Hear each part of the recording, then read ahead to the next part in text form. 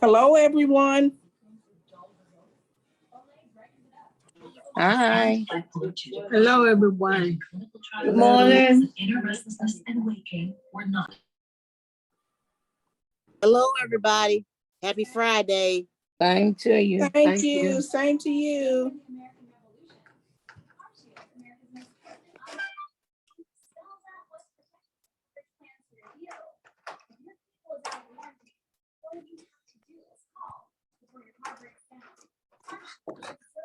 Hello, everyone.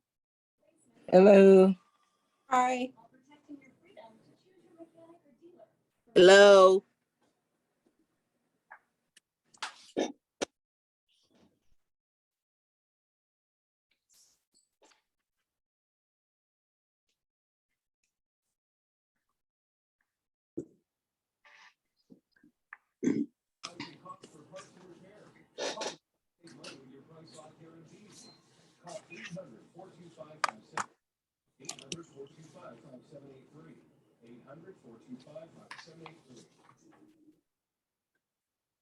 Your heart is at the heart of everything you do. If you have heart good, there's entrusted. Everybody got the name in? Let's see. Check your names. Make sure your name's in. Now we got several iPads. Uh-oh. Angioedema, low blood pressure, kidney problems, or high blood potassium. Ask your doctor about Entresto. Do you struggle with occasional nerve aches in your hands or feet? Try Nervive Nerve Relief from the world's #1 selling nerve care company. Nervive contains alpha-lipoic acid to relieve occasional nerve aches, weakness, and discomfort. Try Nervive Nerve Relief. They're young and they're women. They'll speak perhaps to their different perspective on government. You know, Mark Meadows and Pat Cipollone and some of these other folks who are there kind of circling the wagons and trying to protect Donald Trump. These people are willing to call a spade and say, this is just wrong. This is a violation of everything we stand for in this country. This is undermining of democracy. And so I thought that was a really remarkable point, and I'm glad she took a moment to point it out. I want to ask again, Yamiche, about that reporting from Jonathan Swan at Axios talking about Schedule F, this idea that the president's going to have an executive order, Donald Trump, if he would run and win again, that would enable him to come in and get rid of essentially the deep state, put thousands of federal employees basically on an at-will employment basis. Hello. Place now. Hello. How's everybody day? Fine, Mr. Warner. Yeah. Thank you. I'm tired. Oh, I'm shampooing my carpets. I got Good across the afternoon. bedroom and the dining room, so when I get out of class, I can finish the living room. Hello. I don't want nothing to do for my birthday. People and sort of amen. campaign. He always mixed the two, whether it was DOJ and sort of wanting Attorney General Bill Barr to be his personal attorney, or whether it was Tony Ornato coming out of the Secret Service to then become a high-level White House aide. So it's really interesting to hear that he is now sort of thinking of new ways to do away with of the government. I will also say that we all, of course, Katie, covered former President Trump together. He is someone who specializes in arts of also distraction, right? So here's President Trump, who is really these hearings and feeling as though he is not getting his side of the story told. Fuming, he's angry. His True Social posts are about the unselect committee and sort of lies and claims and sort of sounds unhinged. And now we're getting more and more about what he might do if he gets elected. More and more.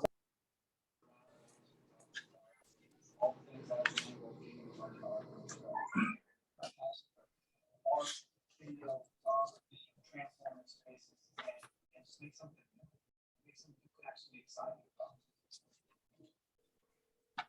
So, what do you think? Have you run this by your grandfather?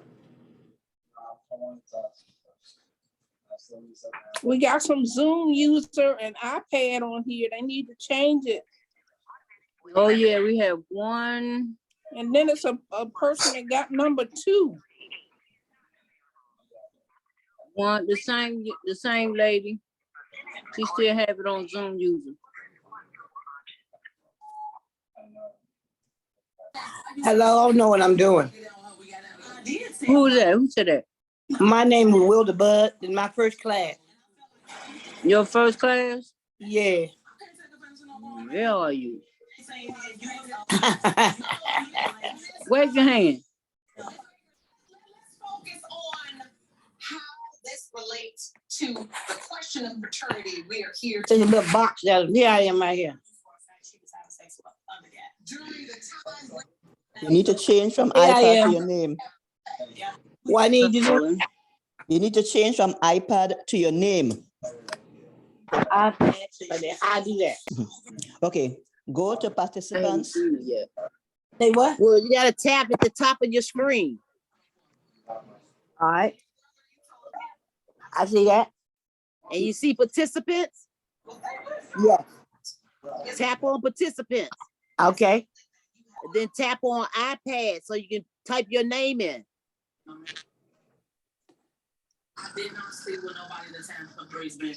See where all the names is, you should see something that says iPad I do. and tap on that.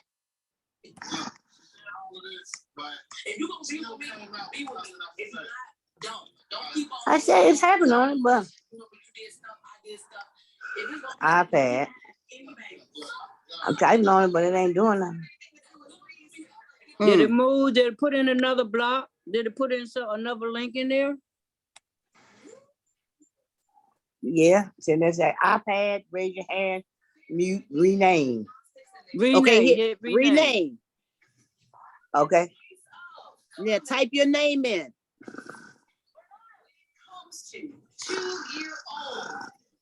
Make sure you backspace iPad.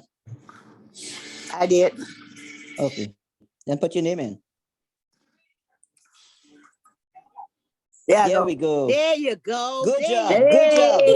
Yay. Good job. Then we have one more. Yes, The young lady, good, she very coming good. in, but her name is not staying in there for some reason. She's right next to Rita.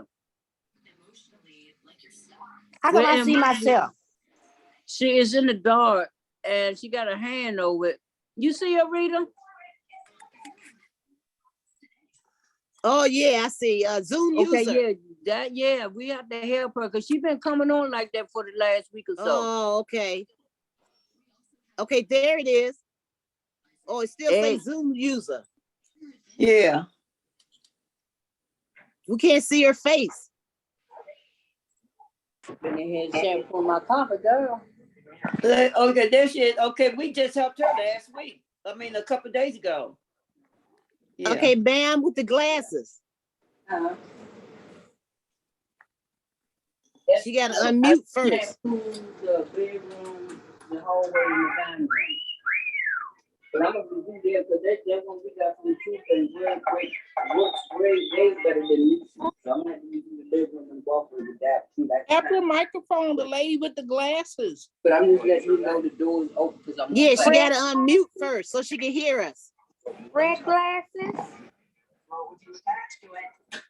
Yeah. And whoever the other person is that says I'm Scott46@gmail.com need to change that to their name. That's Floyd Scott. Do what? Mm-hmm. All you gotta do is ask and see. I'll call him and see if he know how What to do I fix it need for you. to do? Okay. Go to participants. Go to participant? Yeah, tap the top of your screen. Yeah, I hit participants.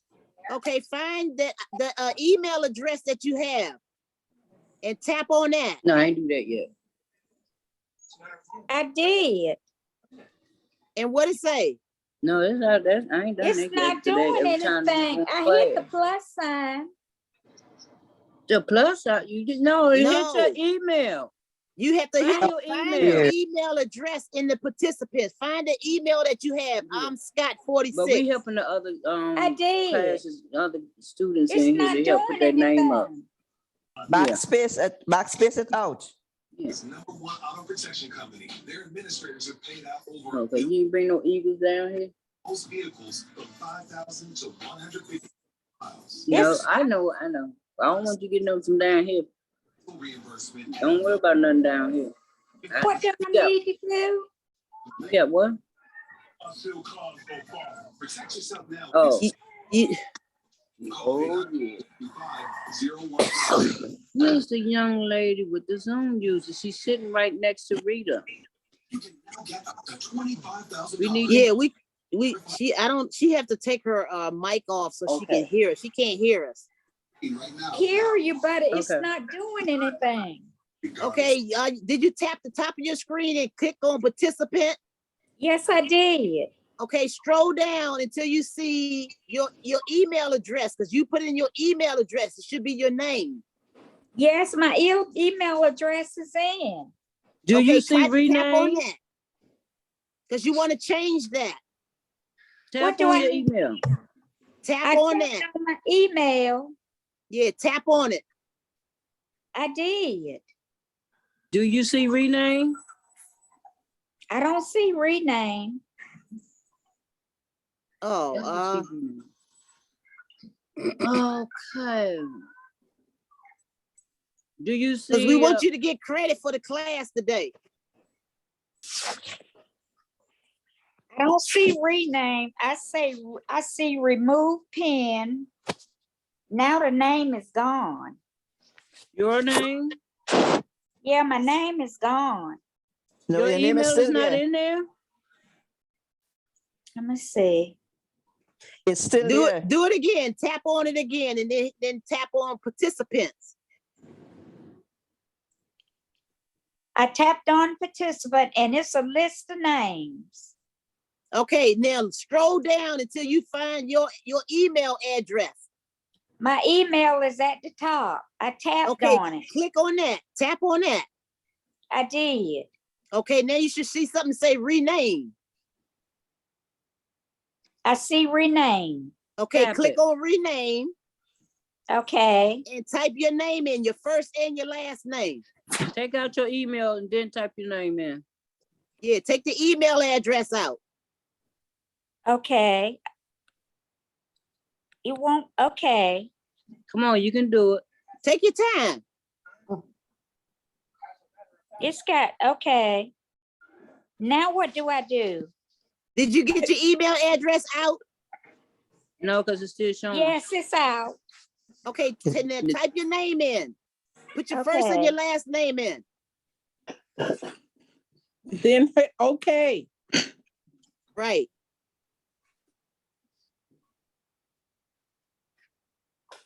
Okay. Hit Now done. hit okay. It's gonna say okay or Yeah, done. hit done. Done. Yeah.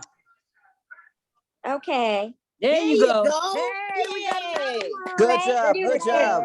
Yay. Woo. Good job. Good job. Thank Good you And so now job. we much. need to work on the other one. Great job. Kendra, Hi, next one. guys. So today Teresa is out sick, so I'm going to be picking up the presentation in the class for today. How is everyone today? All right. Fine. Max. All right. Good. Oh, I'm Yes. glad to hear that. My name is Maria, and we're going to be doing a module today on accessibility features on the iPad. And I want to make sure that everybody is here. I'm going to be screenshotting everybody, making sure that people are in. What is your name? What is your name? My name is Maria. I'm Maria Hidalgo. I'm kind of I am a trainer with Wild Tech, and I work with Teresa's group. And you know, if she's out sick, I'm going to be here to cover her. So yeah. So I want to make sure that everybody's in. Everybody has their names in. If you need to rename Can we yourself, see your picture? you would like to see my picture? I don't have my camera on, and I don't have a camera for this computer, unfortunately. But later on, maybe I can try plugging it in for the Q&A segment, because I know later on there's a Q&A segment. Bruce Williams, do you have a question? After the class is close to the end, I want to find out how many classes I'm in already. I can't see you on the screen. I did hear what you just said, but I'm good. All right, wonderful. That's okay. For now, I'm just going to kind of lead you guys through a presentation. And Okay. I'm glad for everybody being so respectful and so sweet to each other. It's a very great energy in here today, which I love to see. So I'm going Thank to you. go ahead. I'm going to go ahead, and what I'm going to do is I'm going to mute everybody very quickly. And I'm going to start the, oh, does anyone else have any questions? How about Taiwana McSwain before we start? Yes, I'm we sorry. have a Zoom, the I young do too. lady with the glasses on, her name, she been on here for a minute. We've been trying to help her to get the Zoomer off her, Zoom user off her, her page. And it's still Wonderful. under Zoom user, the light-skinned lady with the glasses on. Yeah. So anybody who needs help with renaming themselves, I can lead you through that right now very quickly. If you tap on the iPad, Yes. if you tap on the iPad on the gray part of the screen, a bar is going to pop up at the top, and everybody's familiar with that bar, correct? Yes. Yes. Then if you tap on where it says participants, it'll have a drop down list. And on that drop down list that comes after you tap on participants, there should be an option that says rename. And I want you to go ahead, and if you need to rename yourself, tap on rename. And it's going to be on the bar where participants are. So Marie, yes, go ahead. are you is that drug related program still gonna be on here? I believe that one's recorded. So if in a future email, we're probably going to send a recording of that interest group. So yes, I believe that that's still on here, but just not for now. That's probably going It to be says it taken was care of gonna be later. at 1 o'clock today. That's what they said. That was the class That was for yesterday. Thursday. Yes. Yesterday. So you can tell me how to yesterday. get to it sometime? Yes. There in the email, we're probably going to have a recording of that. And then you'll be able to access the recording from the email, from that daily email. And I'm going to go ahead and I'm going to share screen. I'm going to share screen.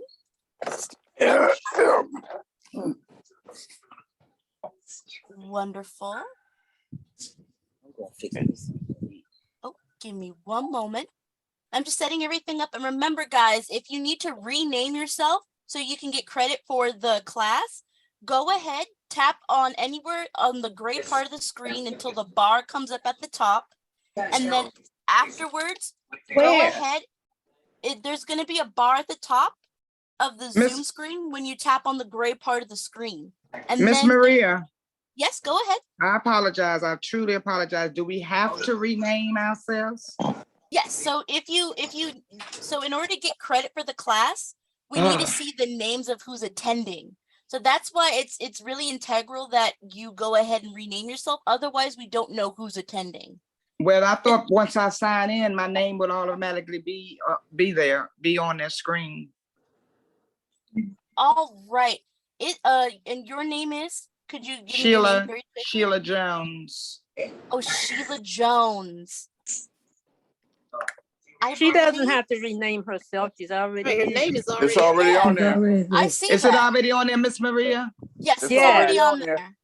Okay, Miss Maria, thank you. No problem. And Okay. in a moment, I want to get us all set up for our first class. Just give me one moment, and then I'm going to start sharing screen. I'm going to mute everybody very quickly. Does anyone have any more questions? All right, that's wonderful.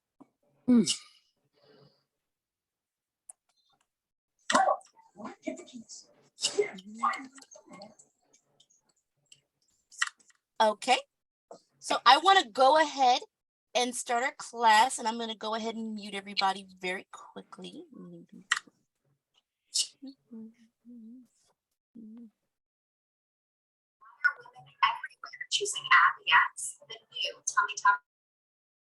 All right, I'm going to start the share.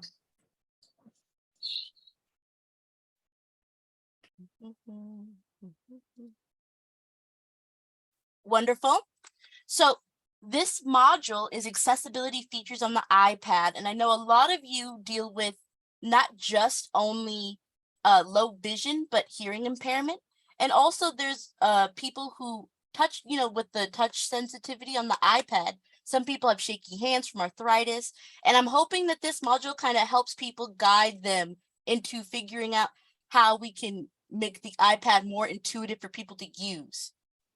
So I'm going to go ahead, tap next, and here's a guide to accessibility settings. So your iPad might be an intuitive device to use, but it's also packed with assistive features to help those with visual impairments or motor control limitations. And it's actually one of the greatest things about Apple. Apple's products have a lot of testing when it comes to people who are seniors or maybe who are impaired in some way. And that's kind of why, especially for the DC government, it's important to get these out to you guys, because this is a great way to kind of have you guys connect with the internet and connect with technology in a way that it's intuitive for people who especially have difficulty with seeing and hearing. That's why Apple's such a great product for seniors. And I want to go ahead and next. And iPad provides many accessibility features to support your vision, physical, and motor hearing and learning needs. And there are accessibility shortcuts on your iPad actually. And we're going to be learning how to configure these features and set up shortcuts for easy access today, as well as 2 very short videos that I hope will kind of help you guys, because I know that some people are able to kind of read things and be able to kind of interpret that, but other people like to see how it's being done, like physically. So I'm going to offer a video. We're going to watch it very briefly during class. So let's go ahead. And so something that most people aren't aware of is that during setup, when you can turn on many accessibility features right away when you first set up your iPad. When you turn on your iPad, if you triple click the home button, and when I say triple click, I mean that it's going to be when you press on the home button in quick succession 3 times like this, that will turn on VoiceOver. And VoiceOver is it's essentially what happens when we have a lot of people who are visually impaired, and everybody kind of came together and they were like, what is a way that we can navigate technology just using sound? And VoiceOver is a solution for that, where people are able to navigate the iPad by not being able to see it, but with actually voice, basically voice kind of telling them how everything looks on the iPad, what they're interacting with. And it's very helpful, especially if you No, guys. that's for class. Oh, it is very helpful, I'm especially upstairs. when. Oh, excuse me one moment. That's on my bed. I don't know where my orange glass is at. So remember, guys, we want to make sure that we're muted. We stay muted. And if we have a question, raise your hand and then unmute. No problem, guys. I also want to talk about Zoom. So it's not the actual app Zoom that we're using right now, but Zoom on your iPad, if you double tap the screen with 3 fingers, you're actually able to zoom into things on in any app. And that's very helpful, especially when you're reading emails and you want to zoom in or reading smaller text. So Zoom is also very imperative, and not the app Zoom, but the actual feature, the accessibility feature Zoom. It's very imperative to using your iPad effectively, especially when you want to kind of zoom in. You have a magnifying glass. If you physically have a magnifying glass, it also kind of removes the need for that. And then during setup as well, you can turn on switch control, larger text, and smart invert. And those are kind of things we're going to go into later. So I kind of want to make sure that we all know, we basically all have set up our iPads, but let's say that you're setting up another iPad in the future, you'll be able to go ahead and kind of set up your accessibility features from the get-go. So I'm going to go to the next slide. And then for visual impairment, the 3 main things are VoiceOver, Zoom, and display size. And this is kind of what I want to watch with you guys very quickly. This is a 12-minute video, and I want to kind of show you guys how this guy, and he's actually he has very low vision. He made this guide, and he actually helps other people learn how to use the iPad or iPhones for low vision or blindness. He works with children, low vision specialists of Maryland and Virginia. So I'm going to go ahead and play this. And if you guys have any questions, if you tap on the screen and then go into the 3 dots that say more, and then you tap on chat, you can go ahead and type in your question, and I'll try to answer it while the video is going. And then after the video, take a brief pause for questions. So is that okay with everybody? Wonderful. So let's go ahead and I'm going to play the video very quickly.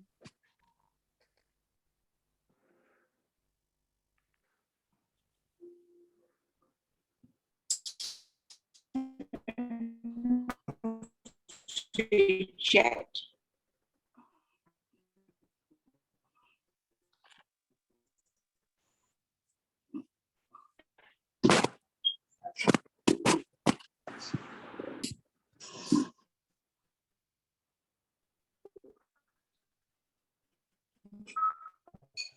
No volume. Are you guys able to hear the sound on the video? No volume, I No. just. No. No. Okay. No. No. I wanted to see if, okay, let's see. There's a parameter to set in Zoom for Yeah, sharing share of the sound. computer's audio. Is this? Today we're going to set up an iPhone or an iPad to. Did that work? Yes, working. Okay. Yay. Wonderful. All right. I'm going to keep playing the video. Sorry about that, guys. No problem. Thank work you. best for the visually impaired.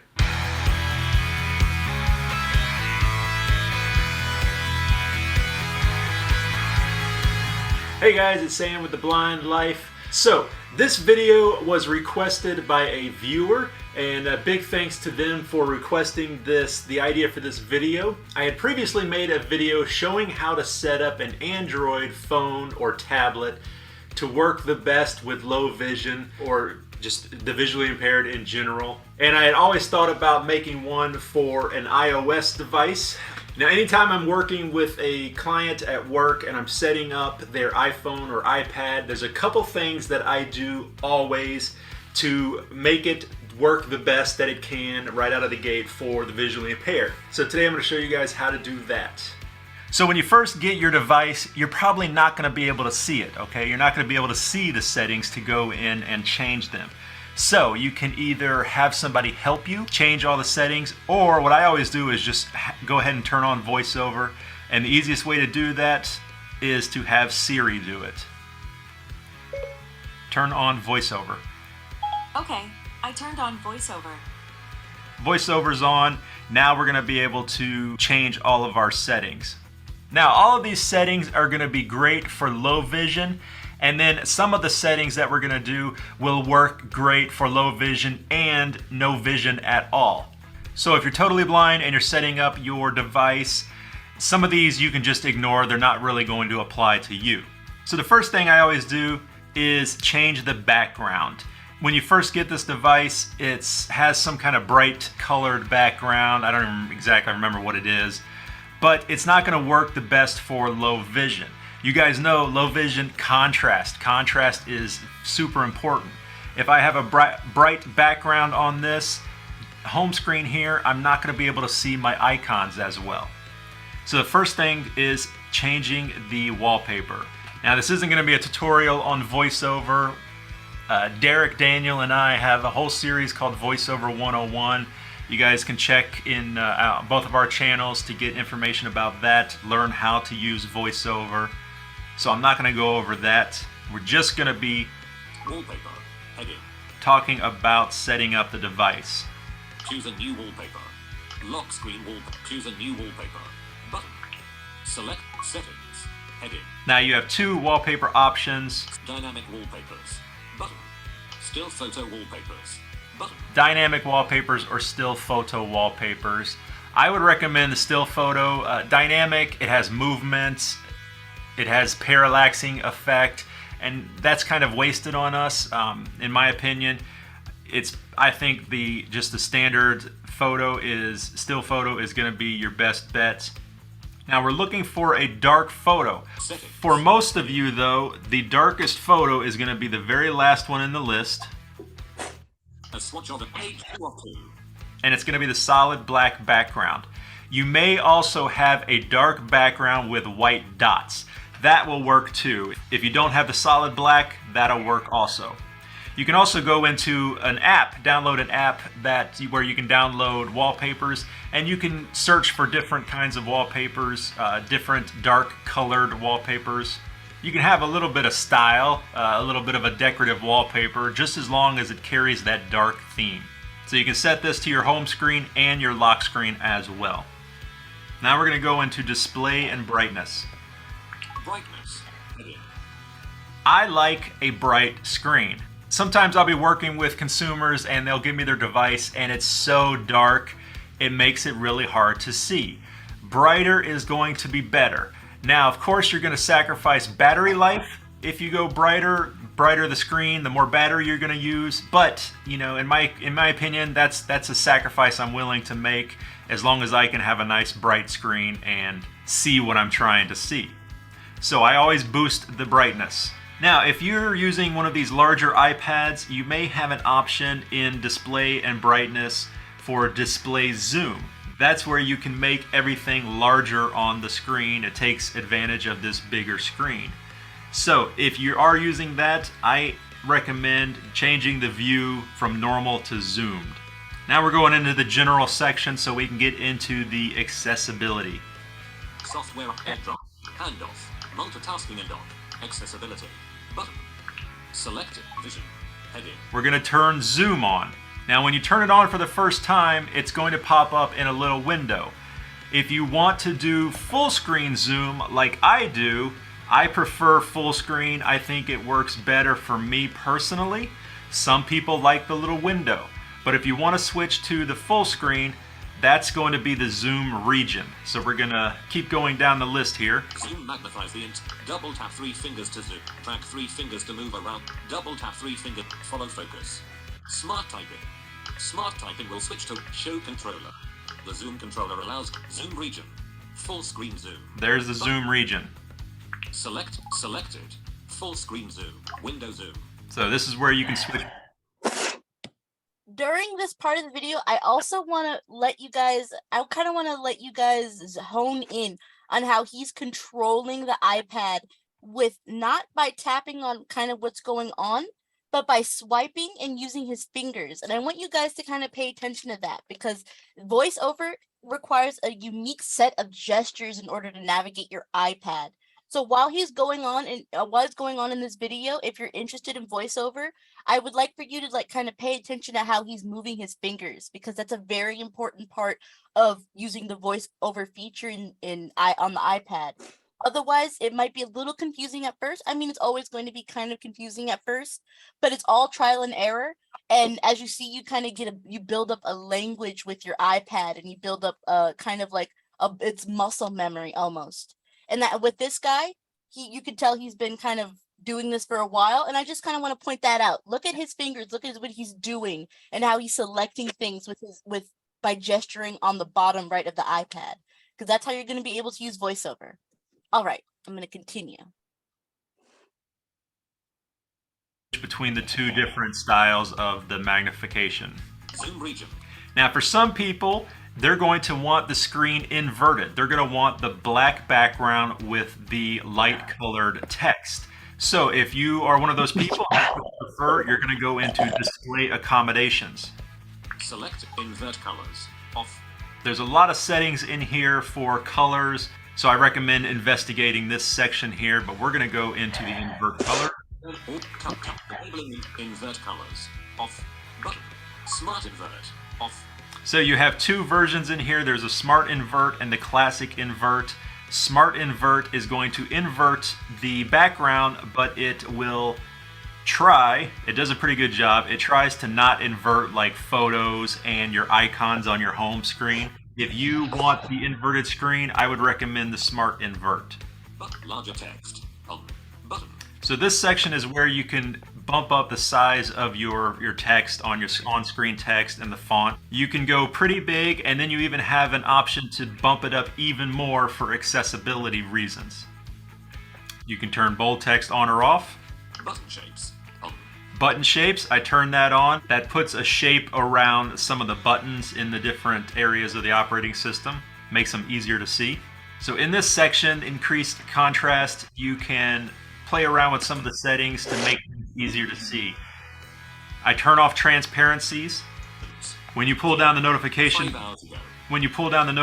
panel here on the home screen, usually it's semi-transparent, so you can somewhat see the icons underneath it. Well, that can kind of mess it up and make it difficult to read your notifications. So that's why we turn off transparency. Transparency, darken colors. We darken colors, makes them easier to see. Darken colors. You can reduce motion, that might make things easier to see for you. On/off labels. Off. Now, another thing that I like to do is set up the shortcut for the home button, and that is the accessibility shortcut setting. That is at the very bottom of the list here in accessibility. So, a quick way to get all the way to the bottom is to use a 3-finger swipe. Accessibility shortcut. VoiceOver. There it is. Selected. Triple click the button for heading. So this sets up the shortcut on the home button, and as he just said, when you triple click the home button, you can launch certain accessibility options. Assistive touch. Reorder assistive touch. Classic invert colors. Reorder color filters. Reduce white point. Smart invert colors. Switch control. Selected. VoiceOver. Zoom. Reorder zoom. Reorder selected. VoiceOver. So I like to do voiceover, and this is a personal preference. You can choose whichever one of these that you want. I prefer voiceover, and I'll tell you why. I am not a 100% voiceover user. I don't use it all the time, but I want an easy way to turn it on real quickly if I do need it. And yes, I can just have Siri do it, but I don't want to have to long press the home button and speak out loud to Siri if I just want to turn it on. It's so much more convenient for me to just really quickly click, click, click of the home button to turn voiceover on. Another great reason to have this shortcut set this way is if I need help with my device and I use voiceover and I need to hand it to a sighted person to look at something for me, chances are they're not going to have any idea how voiceover works. So I can really quickly click, click, click to turn off voiceover and give it to them so that they can use it the normal way. So that's why I prefer voiceover, but once again, personal preference, you can put whatever accessibility shortcut you want. You can also set multiple to this click. I try to keep it to one shortcut, makes it easy for me. Now the final thing that I like to do is go in and change the voice for voiceover and Siri. When you get your device for the first time, it's going to be the older robotic voice. So go in there and choose the enhanced voice. It's much more natural sounding, it has inflection in the voice, it doesn't sound so robotic. Okay guys, so that's just a couple little settings and things that I tweak, things that I do to every single So that's basically where the video ends. And essentially, this is all the, like, for low vision or blindness settings on your iPad. And we're going to kind of go into a little more depth into this as we go along in the lesson. So I want to kind of return to our assistive touch lesson.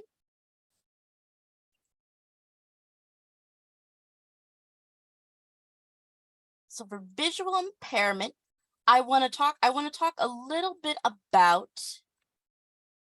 let's go to the next slide, VoiceOver. VoiceOver is the intuitively designed gesture-based screen reader that enables people with low vision or total blindness to fully access the iPad.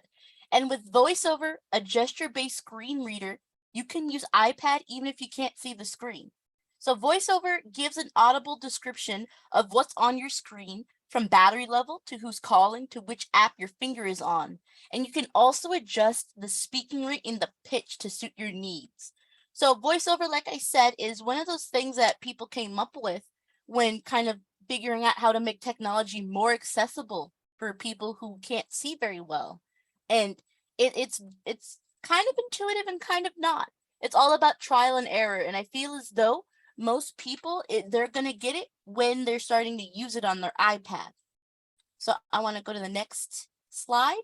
When you touch the screen or drag your finger over it, VoiceOver speaks the name of the item your finger is on, including icons and text. To interact with the item, such as a button or link, or to navigate to another item, you can use VoiceOver gestures. So like what that guy was doing, that guy was doing with his fingers. He was swiping with 3 fingers and he was tapping on the screen. VoiceOver gestures are essentially how you can navigate the iPad without needing to touch on something, without needing to touch on anything directly. And it can actually be a lot more, for some people, it might be easier for them. For others, it might be more difficult. It just all depends on where your level of comfortability is with this feature. And VoiceOver plays a sound. So when you go to a new screen, VoiceOver plays a sound, then selects and speaks the name of the first item of the screen. So sometimes people, they'll go into another screen on their iPad and they'll be a little confused why VoiceOver is suddenly playing a sound and then will speak the name. They'll speak like a random thing. That's because what that is, what it's speaking is the name of the first item on the screen, typically in the top left corner, or like the header, especially in settings. The first thing VoiceOver will do when you select something is say what settings, what category of settings you're on. And that can be a little confusing, but VoiceOver tells you when the display changes to landscape or portrait orientation, meaning a lot of people have this turned off, but you can move your iPad from vertical, like you're holding a piece of paper, or you can move it sideways. And it doesn't really affect how you use the iPad too much, but VoiceOver will tell people for low vision when the display is being changed. It also lets you know when the display becomes dimmed or locked and what's active on the lock screen when you wake the iPad. So VoiceOver can also tell you what notifications you have on the front screen when you unlock your iPad. A lot of you have probably experienced this when you press on the home button, and then there's a lot of kind of random sort of things that are being said in the front. Those are notifications from your apps, and those kind of tell you what's going on on your iPad, because apps will send you notifications based on changes, based on new updates. It can be a variety of things, and also calendar events they'll send you notifications with. VoiceOver does all of this. And double tap or swipe gesture. Try different techniques to discover which works best for you. If a gesture doesn't work, try a quicker movement, especially for a double tap or swipe gesture. To swipe, try brushing the screen quickly with your finger or fingers. For best results, using multi-finger gestures, touch the screen with some space between your fingers. So you saw how that guy earlier, when he was swiping kind of to and fro with VoiceOver, he had his fingers, he had 3 fingers on the iPad most of the time. And he was using that to swipe, like to select and move up and down to menu items.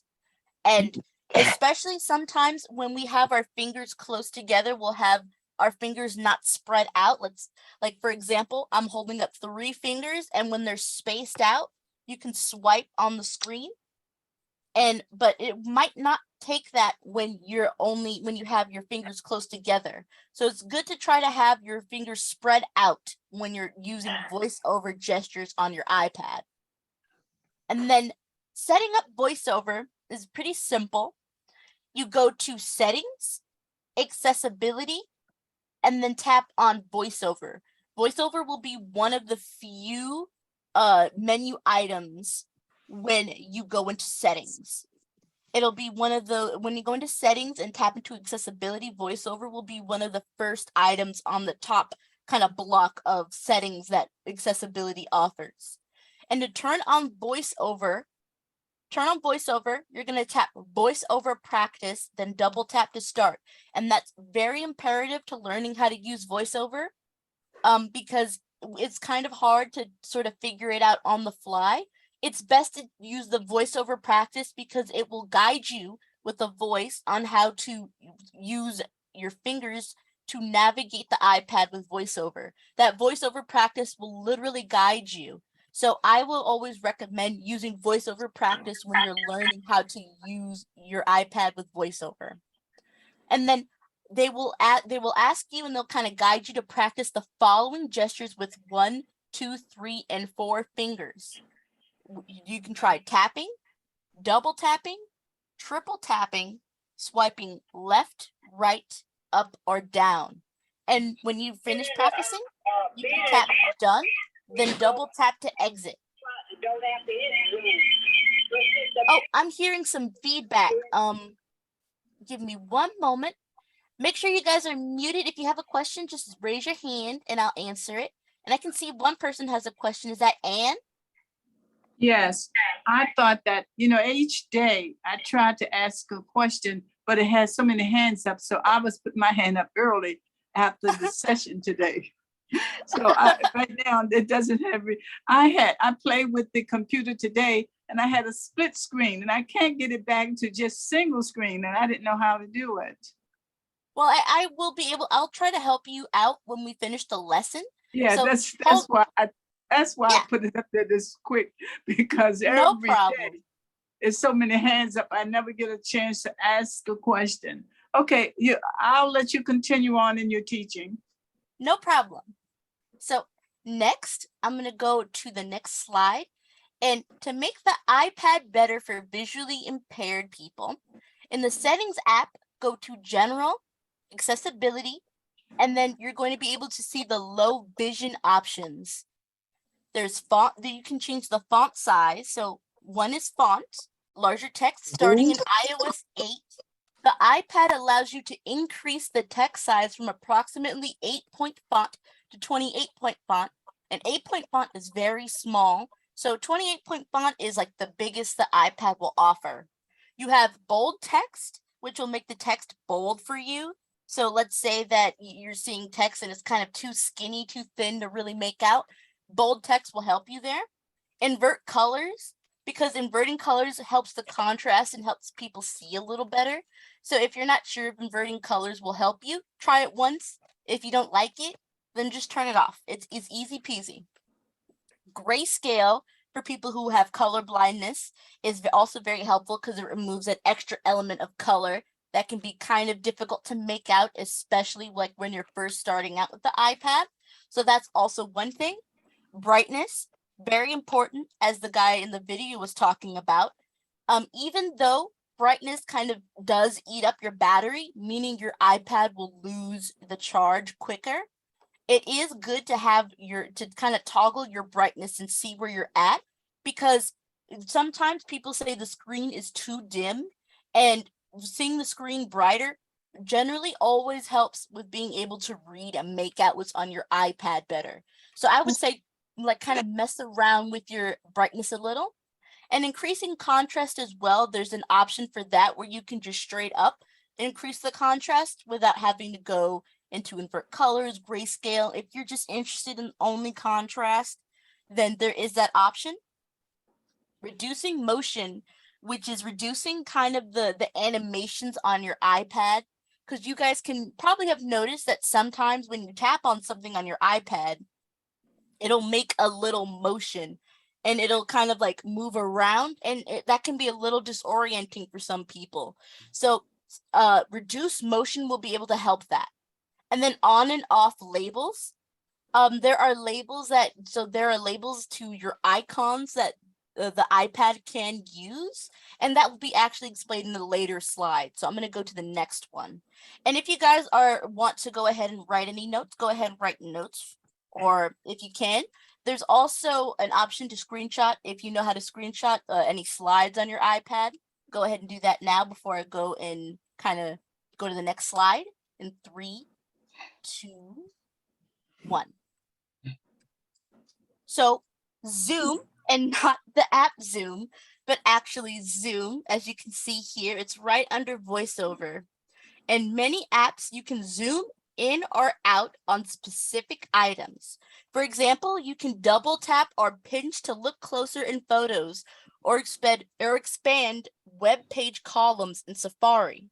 So Zoom is kind of like, if you want to, let's say that you can't really see anything, it's like a magnifying glass, except you're actually using your fingers to pinch and zoom in. Zoom in on the iPad screen. You can also use the zoom feature, and remember, not the Zoom app, but the zoom feature, to magnify the screen no matter what you're doing. You can magnify the entire screen with a full screen zoom. magnify part of the screen with a resizable lens, window zoom, or magnify a portion of the screen that stays in one place, pinned zoom. And you can use Zoom together with VoiceOver. So that is an option to use Zoom with VoiceOver. And you can also use the app Zoom with VoiceOver. It'll take a little more finagling, but you can get a hold of that. So to set up Zoom, go to Settings, Accessibility, and then Zoom. Then you're going to turn on Zoom from that part of your iPad. And then you can adjust any of the following. Follow focus, that will track your selections, the text insertion point, and your typing. Meaning, let's say that you are typing in, you're typing in the chat. Zoom will actually zoom into whatever you're typing. So that can be a big help to people, especially when the text might be too small to read. Follow focus will zoom into whatever you're typing. And smart typing, what that does is switch to window zoom when a keyboard appears. And then keyboard shortcuts, control zoom using shortcuts on an external keyboard. One thing you guys might not know, if you guys are very big fans of desktop computers or laptops, there are actually iPad cases that come with a keyboard. And with using those iPad cases with those keyboards, you can actually navigate the iPad a little better, especially if you have trouble seeing the iPad. And you can actually use keyboard shortcuts in order to zoom into certain things. So I would recommend, if you're interested in that, go ahead and definitely try purchasing a keyboard case for your iPad, because that can help a lot. And also, if you like to feel the text in like the keyboard and the typewriter better, I would definitely recommend that. That's a big recommendation from me. It's a very comfortable experience to use keyboard on your iPad. Next slide, I'm going to go to Setup Zoom Continue. So the Zoom controller, and as you can see, this is kind of like a screenshot of iOS of an earlier version, but it just still look like this. You're going to go to Accessibility at the top, Zoom and Magnifier, and then Magnifier right there. Go ahead and Zoom controller, turn the controller on, set controller actions, and adjust the color and opacity, meaning how bold something is. And opacity and transparency, you can see through, and then opacity, you can't see through. So what it'll do is it'll adjust how much you can see the controller, the Zoom controller. Zoom region, in that Zoom controller, you can choose pin zoom, full screen zoom, or window zoom. And again, those are, and you can magnify the entire screen using full screen zoom, magnify part of the screen with resizable lens, window zoom, or magnify a portion of the screen that stays in one place, pin zoom. So with the Zoom controller, you can control this with your iPad. So let's continue. Zoom filter.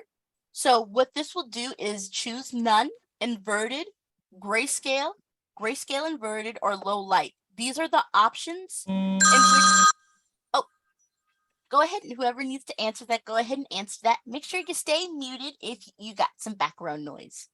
So onto the lesson, I want to make sure you guys know that with a Zoom filter, whatever you zoom in on, it'll actually use a filter to make it grayscale, invert what colors are on in that zoom, or will make it low light, which makes it kind of dimmer and easier to see for you. And I would definitely encourage kind of playing around with your Zoom controller the more you kind of play around with this feature, because depending on where you are in your visual and like your visual health, certain options can be easier than other ones, and certain options can make you absolutely like confused as to what's going on the screen, but others will just give you a clarity that you probably didn't think that you could have with the iPad. So that's why I'm kind of talking about the Zoom feature on your iPad, because it's a very important one. and then maximize zoom level. And you're going to drag the slider on that zoom controller to adjust the level of zoom. So let's say that you are zoomed in, let's say you're reading a book on your iPad and you wanted to kind of zoom in a little further into the text. Using the zoom slider, you could actually zoom in a little closer to what you're seeing. And you can also do that with your fingers. But using the zoom controller, that's another way that you can do that. If you want a little more control other than like your fingers. And then using zoom, and this is kind of the accessibility shortcuts, you can double tap the screen with 3 fingers or use accessibility shortcuts to turn on zoom. So remember, with the 3 fingers the guy was using, they were spread out, and he double tapped the screen and would swipe with those 3 fingers. 3 fingers on your iPad is the name of the game with accessibility. So what you would do to use zoom is double tap the screen with 3 fingers to turn on zoom. And then you would move the zoom lens, window zoom, and drag the handle at the bottom of the zoom lens. So let's say you're on window zoom, meaning that you're only kind of scrolling into a specific part of the screen. There's a handle at the bottom of the zoom lens that it'll be like a little lens like you're actually looking through a magnifying glass. And you'll be able to drag that handle to kind of switch around what you want to zoom into. And to pan to another area, you'd be able to drag, and with that full screen zoom, you'd be able to drag the screen with 3 fingers. So let's say one day you're using Zoom with your iPad and you're going ahead and using dragging the screen with 3 fingers, and you're all the way zoomed in and you can't really zoom out. Let's say you kind of get lost in that. I would say drag the screen around with 3 fingers and double tap on the screen with those 3 fingers. And that will kind of help you get out of that zoom. But because I've seen people kind of get a little lost in terms of the zoom feature. So that's just kind of a friendly suggestion. And to magnify and to see more of the screen. To see more of the screen, it's kind of similar to the zoom. To see more of the screen, do any of the following. Adjust the magnification. Double tap on the screen with 3 fingers without lifting your fingers after the second tap, then drag up or down. And that's going to be a little tricky, but if you turn it on, if you turn on the magnifier, because it's not turned on when you first use the iPad, but once you turn that on, when you kind of go into the settings, all you'll need to do is double tap the screen with 3 fingers, but after the second tap, you're not going to let go. You're just going to keep your fingers on the iPad. So you would tap it like this. And then, or you can triple tap with 3 fingers, then drag the zoom level slider. And that will kind of do the same thing as the magnifier. And then to adjust the settings with the zoom menu, you can triple tap with 3 fingers, then adjust any of the following. Choose region, choose zoom, full screen zoom, or window zoom. And that will kind of change between the modes of zooming into your iPad. Resize lens. So if you were to tap resize lens, you could drag any of the round handles that will appear. Choose filter, and that will kind of choose the filters that you can choose with it will choose the filters that you can kind of set with the zoom feature. So remember how I said earlier, you can zoom in and it'll actually put a filter over what you're zooming into to see better. And then show controller, which shows the zoom controller. And I would recommend showing controller and kind of playing around with that and seeing what you like the best. Because everybody has different needs and everybody is different places in their visual health. Definitely recommend playing around with it and figuring it out. Ever have any problem, you can just come to the help desk and we'll be able to help you. And then to use the zoom controller, do any of the following. Oh, give me one moment. One moment. So do any of the following. You can show the zoom menu. You can tap the controller, zoom in or out, double tap the controller, or pan. When zoomed in, drag the controller. So that will, to use a Zoom controller, that's how you would do it, and not the actual app Zoom, but it will be the Zoom feature on your iPad. And let's go to the next one. Display and text size. This is a brilliant topic. There are a few ways that iOS can assist you if you're having trouble reading text on your iPad, but you don't need to go so far as activating the Zoom feature. You can easily make text bigger and bolder in a few easy steps. Adjust the display and text size on iPad. If you have color blindness or other vision challenges, you can customize the display settings to make the screen easier to see. And it's right here because we just went through VoiceOver, Zoom, and display and text size. So it's like this double A, and it's blue, and it has display and text size. Use display accommodations. So if you go to display, it'll be right here where it's underneath magnifier or Zoom or VoiceOver. It'll be right here in accessibility. Then you'll see display and text size, and you can see right here there's these options. And these can be a little tricky to figure out, but here I'll explain them very briefly. Bold text, that if you were to toggle this bold text, that would display the text in bold-faced characters. So you know how the text is very thin, and not like highlighted or thick has very thin lines. Bold text will make the text bigger for you to see.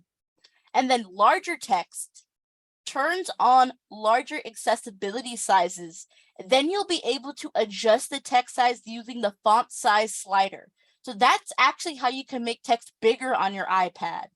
And I would recommend after class, you can go ahead and try playing around with that, because the font size slider is actually so very helpful. I've seen so many people who were just so confused with the iPad, but once they had bigger text, it just kind of clicked for them like that.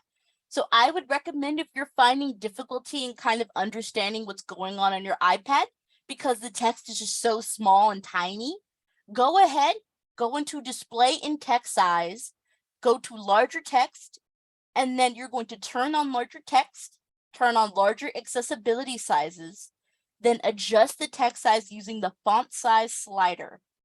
This setting adjusts to your preferred text size in apps that support dynamic type, such as settings, calendar, contacts, mail, messages, and notes.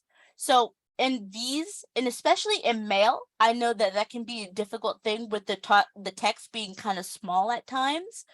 You can actually make the text bigger in the mail app by going to display and text size and making that text larger. And I'm just kind of emphasizing this because this is a very, very, very helpful tool with a lot of people and making the iPad easier to navigate. If you just find yourself having low vision and you just need bigger text, that can help a lot. To enlarge the text on your iPad, and I'm going to kind of walk you through this, launch the settings from your home screen.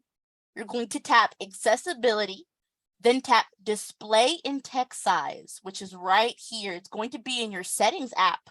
And then you're going to scroll down underneath general. You're going to see display and brightness, and then accessibility. And this is kind of the whole name of the game for this module, accessibility. So next, how to enlarge the text on your iPad continued. You will go here in your display and text size. It'll go to larger text.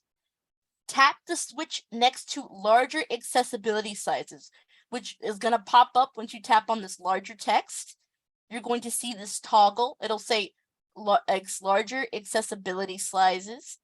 And then once that is green, you see that green toggle, you're actually going to move that up to this big A, and you'll move this because you see how there's several notches on this A.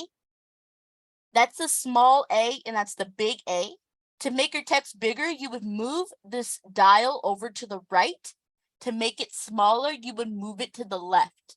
So I would recommend, because it's usually kind of at this notch when you first start, you're going to move it all the way to the right and see how you like that. And then I would recommend kind of moving it to the left if it's too big for you to see, because sometimes that can happen. It can break certain apps if the text is too big. So try to make sure that it's not so big that it's actually obscuring certain things, but that it's big enough for you to see. And if you need the text that big, then I would recommend it actually using Zoom instead of VoiceOver. Not Zoom instead of VoiceOver, using Zoom instead of display and text size. And to make the text bold on your iPad, and you can, by bolding all the text on your iPad, you can make it easier to read small words and buttons. Launch the settings from your home screen and then tap accessibility. So you would tap that right here. Oh, okay. Brenda Hood was kicked out of Zoom. I'll let her in. Give me one moment for that. All right, she should be in. Sorry about that. Accessibility. And then you would go back into tap display and text size. You would go back into display and text size. And at the very top, there's a switch next to bold text.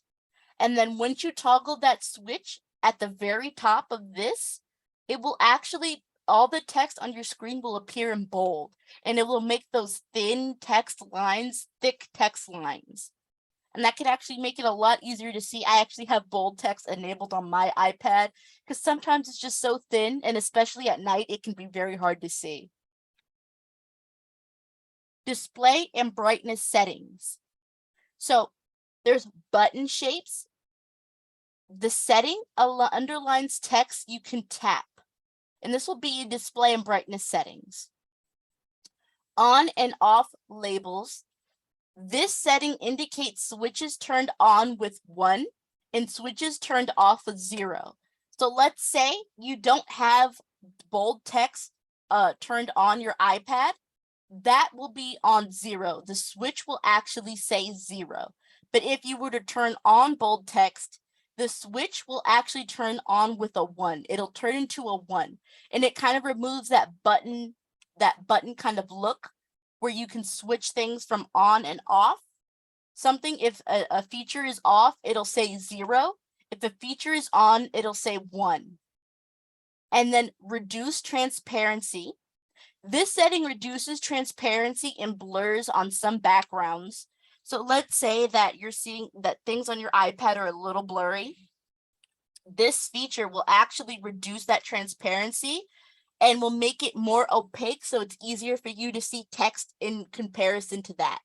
I know that it can be very difficult sometimes for some people to see captions, especially when the background on that caption is kind of semi-transparent, meaning you can see somewhat through it.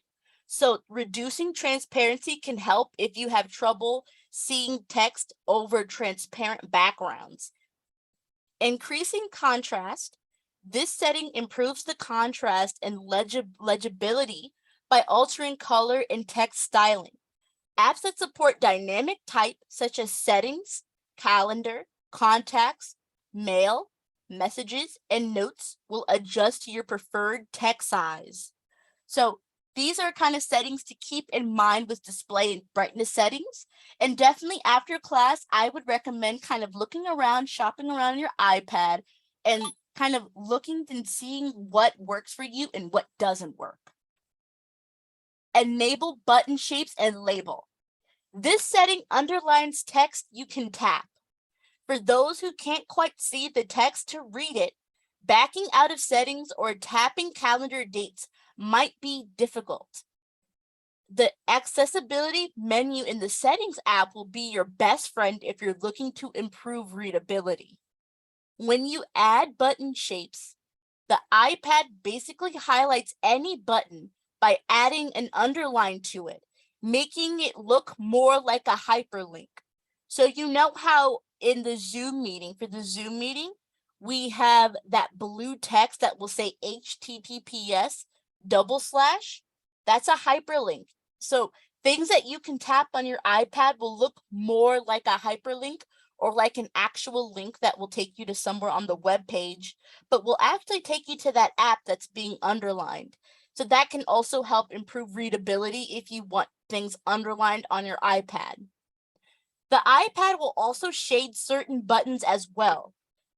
To see how to add button shapes and what happens when you add button shapes in this side of the iPad. So you're going to, if you want to do this, launch settings from your home screen and tap accessibility. Then it will be, you can go to display and text size, and right underneath larger text, you will see button shapes. And then you're going to tap the switch next to button shapes. So it's going to look like this. You're going to tap the switch, and when it highlights to green, that's how you know that feature will be turned on.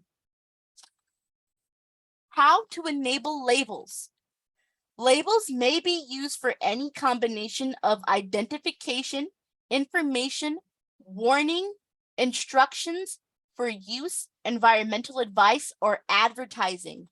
They may be stickers, permanent or temporary labels, or printed packaging. So what you're going to do for this, so for some reason there's not a slide on that, but there is on and off labels right here. If you want to use that, you'll go ahead and go into display in text size, go to where underneath button shapes, there's going to be on and off labels. And you're going to go ahead and tap on that white switch till it turns into green, and you can try out that feature for yourself and see if you like it. Some people don't, some people do. It's all about what you as the consumer want from your iPad. And I want to make sure you guys are able to kind of navigate your iPad to the best of your ability. Accessibility is so helpful with that. And then use display accommodations. Differentiate without color. This setting replaces user interface items that rely on color to convey information with alternatives. So let's say you're colorblind.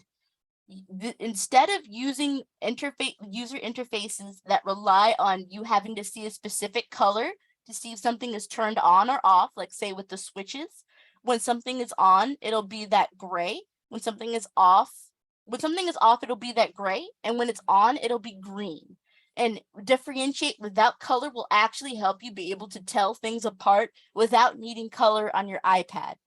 And then smart invert or classic invert. Smart invert colors reverses the colors of the display except for images, media, and some apps that use dark color styles. Color filters. Tap a filter to apply to it. To adjust the intensity or hue, drag the sliders. And then reduce white point. This setting reduces the intensity of bright colors. So let's say that you're on your iPad and it's just way too bright for you and it's hurting your eyes. What reducing white point will do will make the white less white on your iPad. So it'll also make bright colors a little more dull and dim, so it's not as intense. And same with color filters. Color filters will actually, if you experience certain levels of color blindness, you can actually change the hue of certain things to adjust more to how things accurately look. Auto brightness is another feature where, let's say you are outside and it's very sunny outside and you're using your iPad.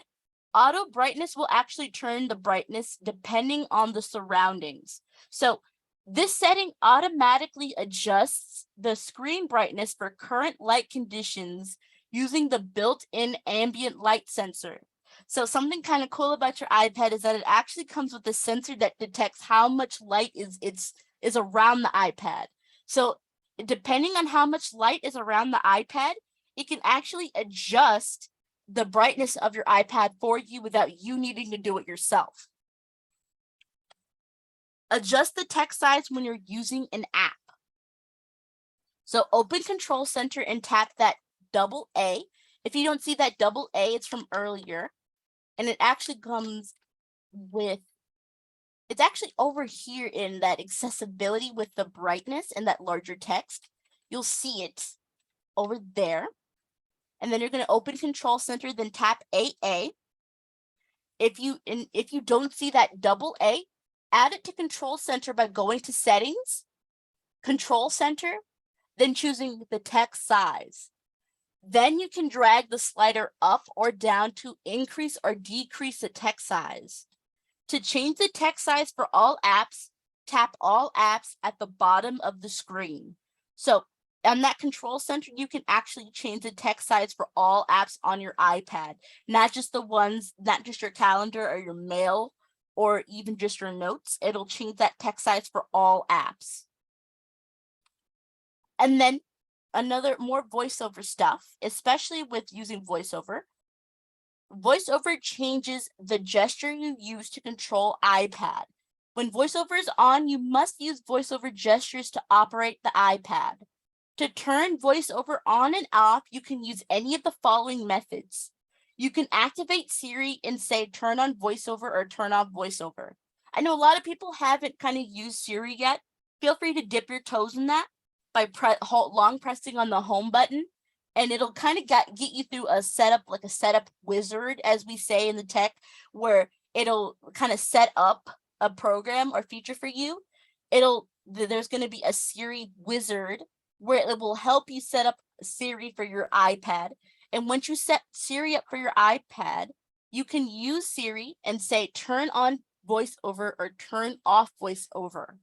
And you can also triple click the home button to turn on VoiceOver. Triple click the top button on other iPad models, but on our iPad model, you can triple click the home button. And the home button is that black round button that's right above where you plug in the iPad. So use Control Center. Go to Settings, Accessibility, VoiceOver, then turn the setting on or off. Learn and practice VoiceOver gestures. And yeah, we kind of went over this earlier, but you can practice VoiceOver gestures in a special area without affecting iPad or its settings. When you practice a gesture, VoiceOver describes the gesture and the resulting action. And you can also, this is also another guide. When you touch the screen or drag your finger over it, VoiceOver speaks the name of the item your finger is on, including icons and text. And to interact with the item, such as a button or link, or to navigate to another item, you can use VoiceOver gestures.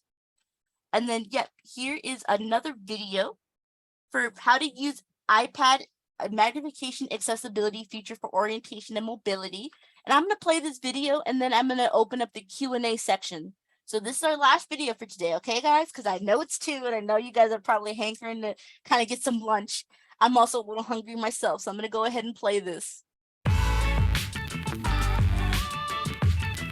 And if you guys have any questions whatsoever, feel free to shoot me a message in the chat, and I will answer that while we were watching this video.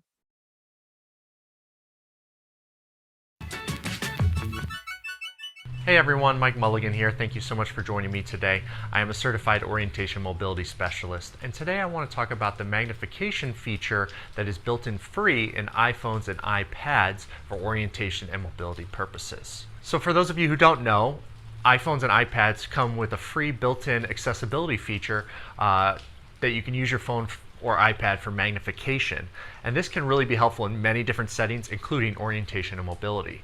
So I'd like to start this video by giving an overview of how to access this feature and how to navigate it and even change some of the settings. So that way, when I give some real life demonstrations of how this can be helpful in orientation and mobility, you'll be comfortable with how to access this on your own. And one last thing I want to mention before I dive into the tutorial demonstration is this is not going to work for everybody, but if you have some functional vision, it might be worth trying just to see if it will be a helpful tool for you to have in your tool belt. So now I'm going to give you a demonstration of how to access the magnifier on either an iPhone or iPad. In front of me here I have an iPhone X, so it's going to be very similar to how to do this with the iPhone X or newer. But if you have an older iPhone or iPad, it'll also be very similar. You just have a home button that I don't have here on the phone in front of me. So to access the magnifier, it's really quite simple. The first thing you're going to want to do is go to Settings. So I'm going to tap Settings. And after I tap Settings, I'm going to scroll down until I find the Accessibility tab. So when I find the Accessibility tab, I'm going to tap that. And the top section here are different accessibility features for vision. So I'm going to look for magnifier. Once I find that, which is the third one down, I'm going to tap that. And then I have 2 options here, an auto adjust exposure and magnifier. And I'm just going to turn the magnifier on. And there's a little toggle tab here that I'm going to tap. And that turns to green. So now the magnifier is available to use. Now that I have the green toggle switch on, to access the magnifier, I'm going to be hitting the side button on the top right of the phone 3 times quickly, and that will give me the option to turn the magnifier on. So first I'm going to remove the settings, go back to the home screen, and then I'm going to tap 3 times quickly the side button. And I have 2 options here. You might just have one that says magnifier, but I also have the option to turn voiceover on. But I'm going to turn the magnifier on now by tapping that.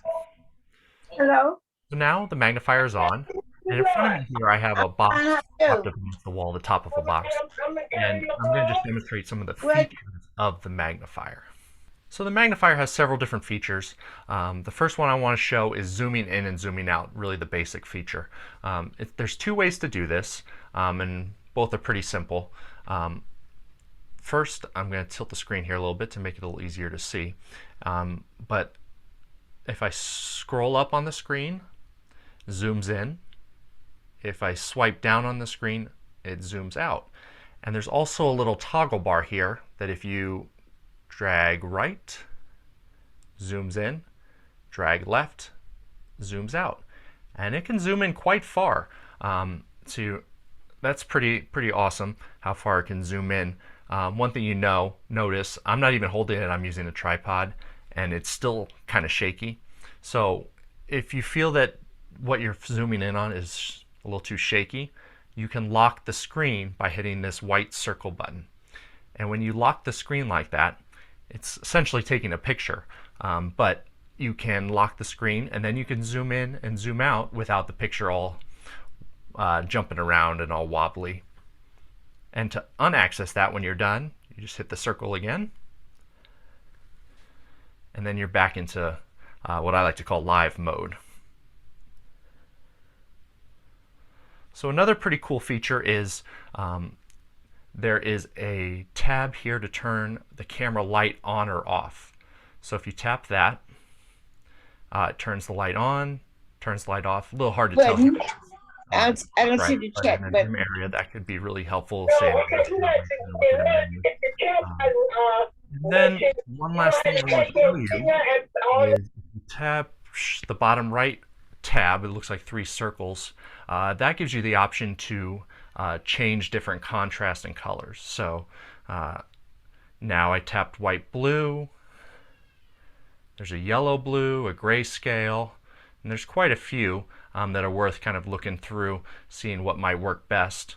You could also change the brightness and the other contrast here. And then another cool feature is you could invert the colors by hitting the bottom left tab. Yep, and then when you're done with that, you can hit the bottom right tab again, and that takes you back to live mode. And then one last thing I want to show you is if you lock the screen, you can save this as a picture into your camera roll by holding down, and it gives you the option. You can either share what you're looking at, or you can tap to save the image to the camera roll. And then when you're all done with the magnifier, all you got to do is with iPhone X or newer, or if you is to swipe up from the bottom, and that'll get rid of the magnifier. Or if you have an older iPhone or iPad, you can just hit the home button and it brings you back to the home screen. And there you go. So that's just the basics on how to use the magnifier. I definitely recommend trying it out, see which features work best for you. And now I'm going to show you some real life demonstrations that are going to be really helpful for orientation and mobility purposes. So my first real life orientation and mobility example is using the magnification function as a way of accessing maps. So you might have a map for many different reasons, but the magnifier is a good way of accessing maps that might be too small of print or too hard to see normally. So I have the magnifier here. I'm putting in front of the camera here and pointing at the map. And again, similar as I was doing with the box demonstration, you can zoom in, zoom out. You can also change the color contrast for what might work for you. Another cool thing I like is when you have it to the color contrast you want, you can lock the screen, essentially taking a picture, and you can save that to your camera roll. So you could always have that with you. So you don't have to have the map with you. You can just take a picture of it magnified. So that's the first O&M example I have for you. For my next real life example, many times if someone is taking an Uber or a Lyft, they want to confirm if they're taking the right vehicle. And one way to do that is by checking license plates. So I'm going to show you a way to use the magnifier for this car here. And you could zoom in and lock it as a way of confirming the license plate. You can also use this for the make and model. But this is a good way just to give you an extra reassurance that this is the right car that you're looking to get into. Another practical example is using the magnifier to confirm if you're at the right house by checking the house address. So that house is across the street. It's a little bit far, but I'm able to zoom in. It's a little shaky because it's far, but I can see the 185 address house number. So that's a good way to confirm that you're at the right address or house. And another good example is to use the magnifier as a way of checking street names or street signs. So I'm going to pull up the magnifier here again just to demonstrate. So across the street there's a street sign. So once I kind of lock onto the street sign, and it helps to kind of go up the pole, I can find the street sign, how it says Lodge Street. Again, I can zoom in more if I need to. I could also change the contrast. I could try to lock it. That way I can zoom in and more or save the picture. So that's another good way of using the magnifier to look up street signs or street names.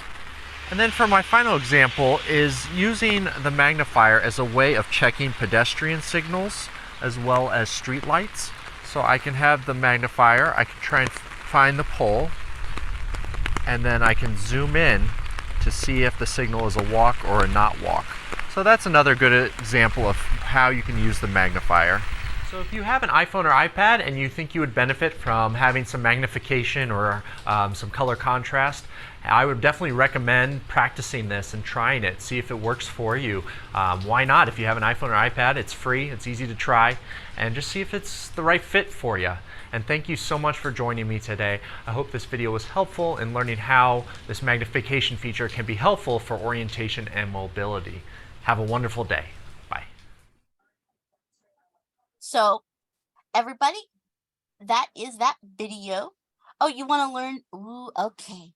So I'll be able to take some questions. So anybody who's raising their hand, I know one person earlier was having trouble with the split screen. But I'm gonna go ahead and Cheryl Hudson, I'll get to you afterwards. But Yvonne Irvin, I would like to take your question first. Could you unmute for a moment? I'll answer your question. Okay. How about Mr. Stephen P. Curry? How about you? Would you like to answer excuse me. Would you like for me to answer your question? Yes, ma'am. Did you ever explain to the lady that asked about how to get that split screen to stop? No. So for anybody experiencing that split screen issue, if it's kind of hard to see, but at the very top of your iPad, around where that you see that those three dots at the very top, you'll actually see that there is, like, when you tap on those three dots at the very top, it's going to be at the top middle. And that's why if you've been muting and unmuting, you might have accidentally hit on that. So that's kind of why some people will experience the split screen issue. So one way to kind of get around that is try tapping at the very top middle, and then you're going to see kind of like these gray boxes. And they kind of represent these split screen views. I can also pull up a video very quickly on how to get rid of that split screen view, because it's going to be a little hard to kind of explain it. And I want you guys to be able to see that. So I'm going to kind of find a video for that. Are we talking about the same thing? The screen is like cut in half. It's not more than one. The one that's got those 6 gray boxes, that's not the one I'm talking about. Okay. Where it shows everybody in the meeting and that we can see. No, that's not what I meant. I meant that That's not what I meant either. I'm talking about the screen is exactly in half. What something's on one side is different from something on the other. Oh, I see. So you're seeing that Zoom is on one part of the screen, or is it like that you're seeing the gallery view No, where you see all the participants? like I have a web page will be on one side of the screen, and email will be on the other side. Yes, I can show you. I want one or the other. That was my experience. Yes, Email I have is a on video one for side. that as well. So here's a quick 1-minute video. Have you ever wondered how to get rid of split screen on your iPad? If your app windows are small all of a sudden and you can't seem to stop split screen on your iPad from interfering with your layout, then in this video we'll show you how to undo split screen on your iPad and go back to the standard full window view for your apps.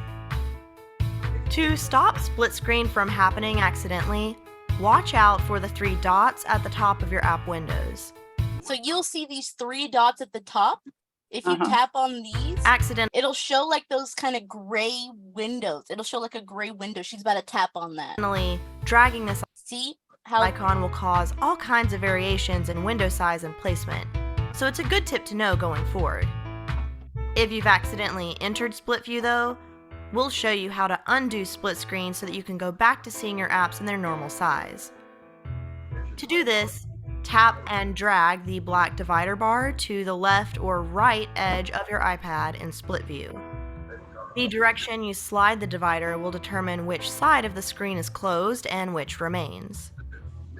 The smaller window will close as you exit iPad split screen, and the larger will remain open as a full-size app window. You see how there's a black divider? You're going to tap in between this black divider. There's going to be this kind of gray, like thin vertical bar. You're going to move that all the way to the right or all the way to the left, depending on which one you want to see. So that's kind of how you get out of that split screen view. I hope that was helpful. Yes, ma'am. That's the bar right in the middle. Thank you. Yep. You're going to move that all the way to the right or all the way to the left. Thank you very much. No problem. I got one other question. Go ahead. Where is that snapshot? You know, when you were talking, telling us that we could take a snapshot of that little information that was on the screen. Where is that? So you want to see on the screenshot. Okay. Yes, ma'am. No problem. So there's also someone I believe who's lagging a little. Is there another question? Let's see. Okay. There wasn't another question. I was just going to tell them to be patient when they're trying to slide the screen over. Don't get frustrated, but it works fine. Yes. Thanks. So I can also actually send this out in an email, this assistive touch presentation, if you guys are interested in that. So I can actually get that over to you guys so you can kind of review it on your own time as well. No, just a snapshot. You know, like could we you have had those everything? 4 items on the iPad visual. Like I want that. What do I do to get like right now to snap that instead of the side?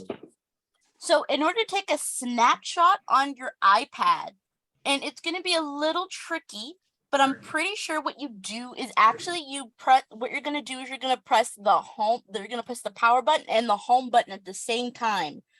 And be very, very quick about it and be very careful and do it at the same time. Otherwise, it might turn off the iPad. Are you saying there are 2 buttons to tap? Yes. So you're going to press the home button and the power button on your iPad, and that should take a snapshot. That is correct. Just did it. Wonderful. Go ahead and take any. Okay. I can't find my power button. I can press the home. Could you please send both of the videos and email to us, and then I can get off here. You can help this gentleman. Yes, I can actually. Thank you very much. No problem. I'm glad this should be helped. cheap. Excuse me. Thank you. Excuse me. This should be cheap. Where's the power button? So the power button is if you're holding it, are you holding your iPad sideways or vertical? Yes, ma'am. The home button is on my right. So on the where the power button is going to be, it's going to be a thin button and it's going to be on the top left edge. So you're going to feel that top left edge is going to be a single thin button. It's going to be a small thin button. And it's not going to be like on the long edge. It's going to be on the short edge of your iPad at the top. Oh, that button. Yes, and if you press on the home button and the Yes, and the ma'am. wonderful, and that's how you can take a screenshot so you can kind of look. And Yes, I'm ma'am. happy to do that for anybody else. So next, I want to kind of take Wayne's. I'll take Wayne's question.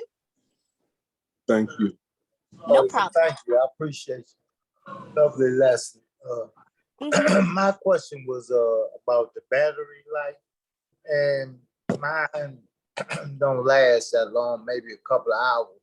But I was wondering if you could use your power cord while using your iPad. Absolutely, you can. That's a big part of using your iPad, because I know at times I know at times that it can actually so excuse me. So I know at times when you use your iPad, you're gonna want to use the cable with it. So you're going to want to you can do that, especially if you really like to, but if you have other apps open on your iPad that also might kind of drain the battery life a little. So you'll want to go ahead. The apps you have on the bottom? So you're gonna have, let's say that you open up an app on your iPad and you like just press the home button and it kind of goes away. That actually doesn't close the app. The app will be on in the background of your iPad. So one thing I like to do every once in a while, and you can also do this with phones, is if you double press the home button very quickly. It might take a few tries because some people they'll tap the button like this, but you really want to press the home button like this. And when you press the home button like this, that should open up like this kind of view with a lot of boxes and names of like the apps that you have open. And in order to close those apps, you'll want to swipe up on them. Swipe up. Yep, and that will help improve the battery life because then it won't have so much battery going to those background apps. Okay, I got you. Thank you. Appreciate Wonderful. No problem. All right, Lois Scott. Would Lois Scott like to give me their question? Yes, Miss Marie, all the information that you read off today, is there any way we can get those copies? Yes. And about the phone? Yes, and what the gentleman said? Yes, absolutely. I will get you guys that in an email because this is a whole presentation. And if I can actually send this to you guys for you to peruse along with the links to the videos. Because I know a lot of people, for them, it might have been fast and it might have been some parts you wanted to pause and kind of take in and try for yourself.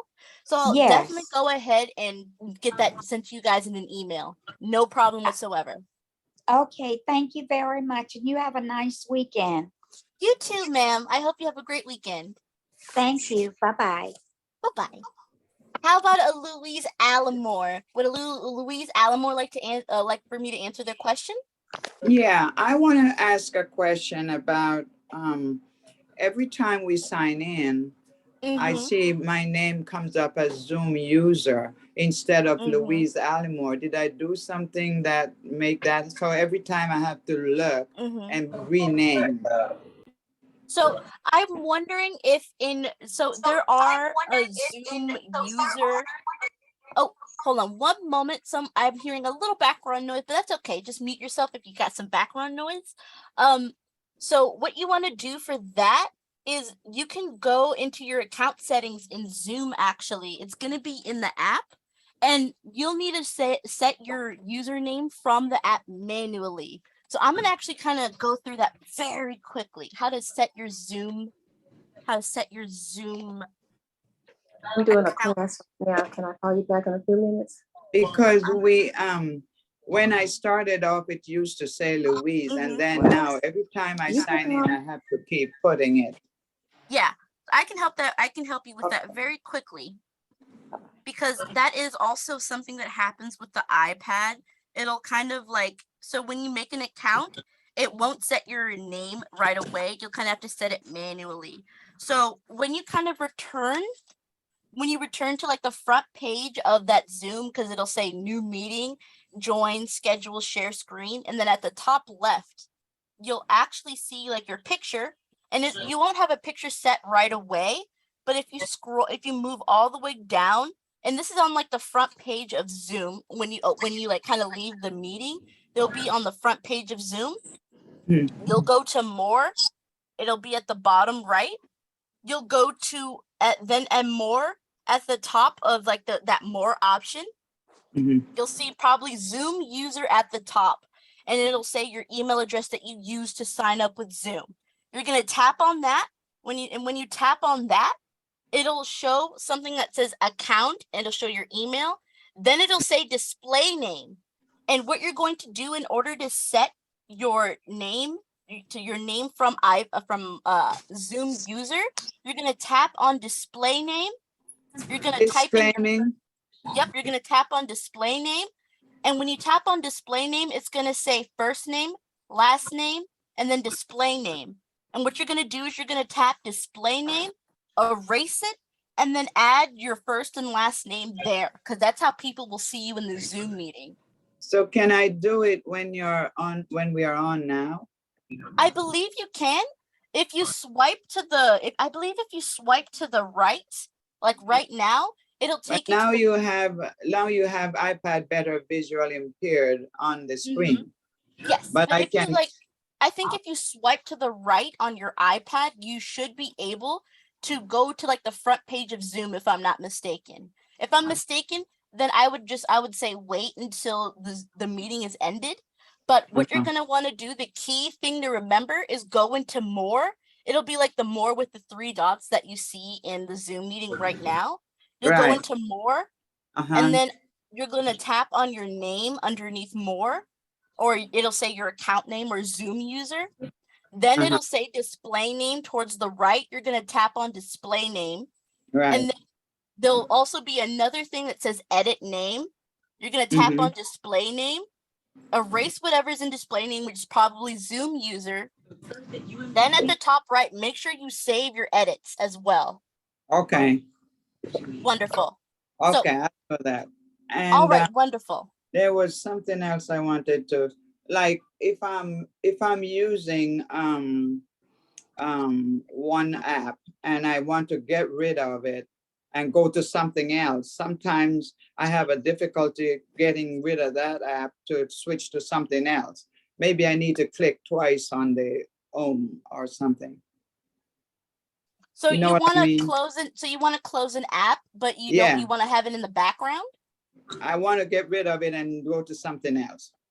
Yes. So anytime you want to like go to something else on your iPad, you're going to press the home button once. Don't long press. It's going to be a very quick press, and that will take you out of that app.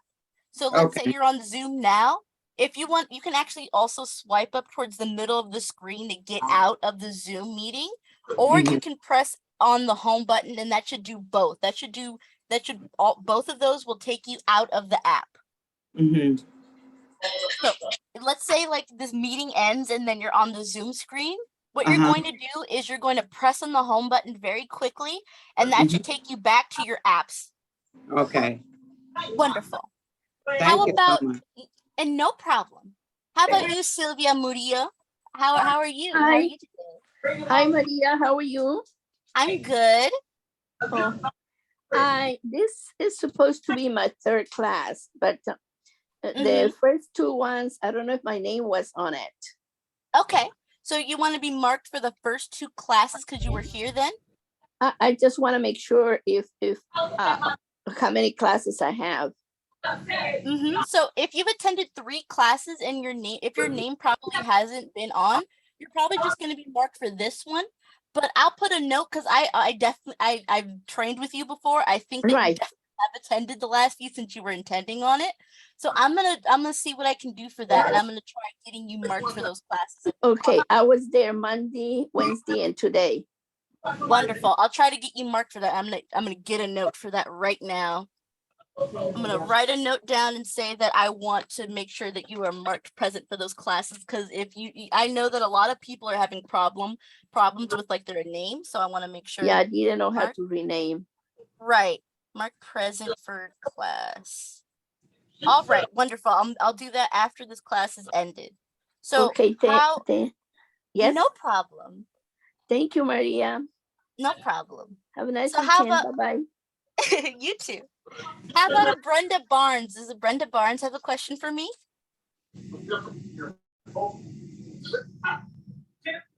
That's okay.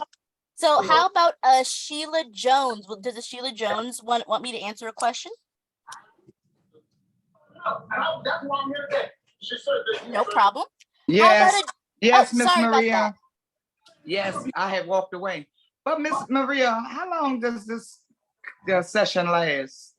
So after 2 p.m., you can feel free to leave, but this is just a Q&A segment, just for anybody who has any questions afterwards. So if Okay, I didn't know.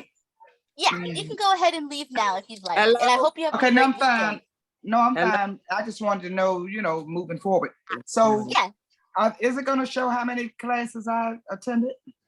We actually have that mark. We have like we have a marker system that we can mark attendance. So yes, no matter what classes you've attended, if you have your name, so like if you have your name like displayed in that iPad or Zoom user, you're definitely probably going to be marked present on the spreadsheet that we have for attendance. Okay, because that's all I do is I just go, when I turn my computer on, I just go to Zoom meeting and put in the password and the wonderful username, because I don't know about all the other stuff, so I'll learn that later, but I just want to be in.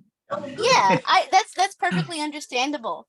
So Can we repeat the classes too? Yes, if you'd like, I'm pretty sure you can also attend the classes again, or you can actually also attend the interest groups that happen Tuesday and Thursdays. I did that the other day too. I just sit in and I don't say anything. I just, just be muted. I'm glad you've been enjoying the class. Yes, I do. I really do. It's just like me going to school, just learning. Yeah, I love that. Once it's over, it's over. I'm sitting here, it's hot outside. I said, I ain't going nowhere, no way. So I'm gonna sit in. So no anytime problem. Yeah, I feel like I want to come in on Tuesdays or Thursdays, I just put it on mute and just sit back and just take notes. And it's a blessing. It's a blessing. It's a blessing. And I truly want to thank you all from the bottom of my heart. Oh, no problem. For you all taking the time out to teach us. And I promise you, I do appreciate it. I do appreciate it too. I really Yes, I'm telling you, it's a blessing. It's a blessing. And we don't have to go out to a class, and we can get it right here in the comfort of your own home. And I appreciate it. I love to hear that. That's exactly what we love to hear. Yes, ma'am. And I'm not going to be interrupting the class. I'm going to put it on mute and I'm going to sit back and I'm going to listen. Whenever it's my turn, I'm going to wait till everybody get their turn. Then I'm going to come in and just ask maybe a question. But other than that, I'm fine. That's what I do. And I truly want to thank you all for taking the time out to teach us from the bottom of my heart. Yes. I'm Many so happy blessings, to hear that. blessings, Yes. blessings to you all too. Because a lot of people don't have this and some people don't know about this. And someone had to tell me, and I thank them as well. Aw, it's great to have that. It's great to have that gratitude. Gratitude is just, I think, one of the most important things, especially in times like this. Gratitude and being grateful for what we have is definitely, I think, kind of the most important thing. I'm telling you, I truly appreciate it because y'all don't have to offer this to us and it's free.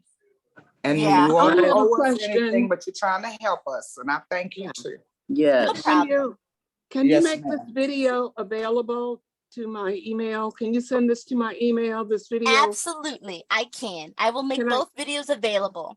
Can I put it in the chat? My email address?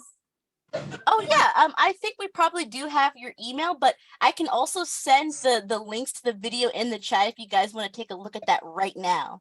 So give me 1 second. I can actually send this to you guys right now. So Miss Maria, how you gonna know? I guess you're gonna see who all is in on the meeting. Yeah, because there's like a participants list. So, okay. Yeah, with the participants list, I am definitely able to kind of like see what's going on. Okay, that's great. Yeah. No Thank problem. you. Okay. And here's the other video. I've posted both videos in the chat. So if you guys want to see these videos, go ahead and tap on those three dots that say more at the top right. And then you're going to tap on chat. And in the chat, there's going to be those 2 links to the video. And I'm also going to email it to you guys as well. So don't worry about that. Okay, everybody? I'll make sure we get get that email out. Thank you. All right, wonderful. And then who's next? Is that a Denise Jackson? With a Denise Oh, Jackson? Miss, what you say do again, Miss Maria? I apologize. Yes. To get it again. I was on. Sure, no problem. Miss, what you say do, Miss Maria? Hit the 3 dots. Yeah, hit the 3 dots at the top right and then tap on chat. And that should open up that chat box. And in the chat box, I posted 2 links.